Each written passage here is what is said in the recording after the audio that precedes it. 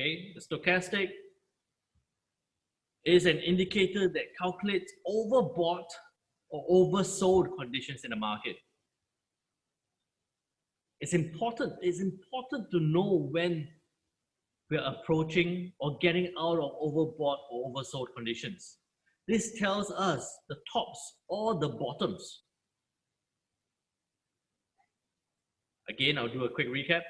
It is important to know overbought or oversold conditions, as it tells us the tops or the bottoms of the market.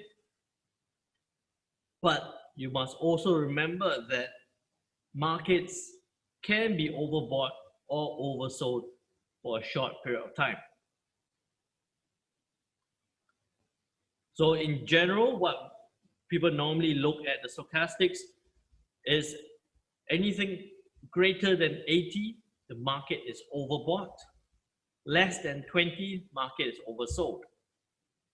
For me, I'm actually more interested in identifying extremely overbought or oversold conditions.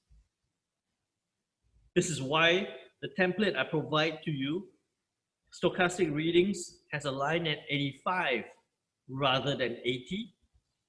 And stochastic at an oversold position is at 15 rather than 20, identifying the extremely overbought or oversold conditions. But remember, you should only use the stochastics in the larger time frame charts, such as the H4 and the D1. This is how the stochastic chart looks like.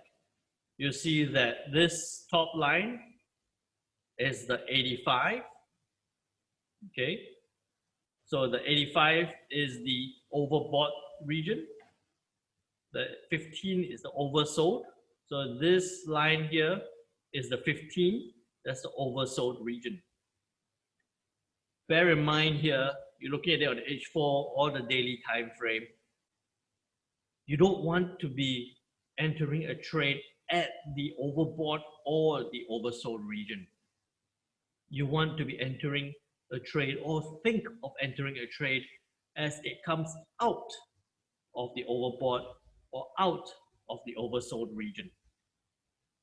This is why I put the arrow here on the left here to tell you that it's outside, it's coming out of the oversold region. You could be looking at price moving up.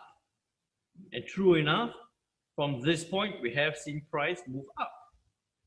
As it moves up quickly, it's gone into the overbought region. You can see that it hasn't done much when it gets out and gets into the overbought region. But as it comes out of the overbought region, you see that price has come down. Again, this repeats over several times with moves in varying significance.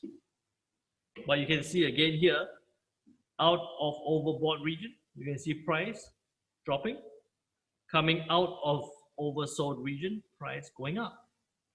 Even as it sits in the overbought region here, you can see that price has continued moving up, because back to that point, prices or markets can be in an overbought position for a short period of time. And as things are overbought, prices keep getting pushed up. Demand is there, prices keep getting pushed up. As it comes out of being overbought, you see that prices starts dropping. Again here, and as it comes out of being overbought, you can see prices start dropping again.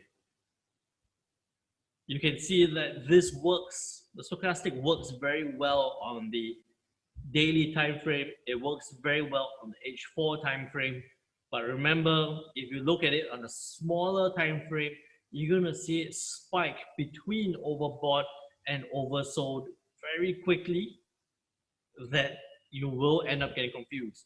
So bear in mind, keep your stochastics on the H4 and day 1 time frame. Very straightforward for the stochastics there. Bearing in mind that we've moved it from 80 to 85 and from 20 to 15.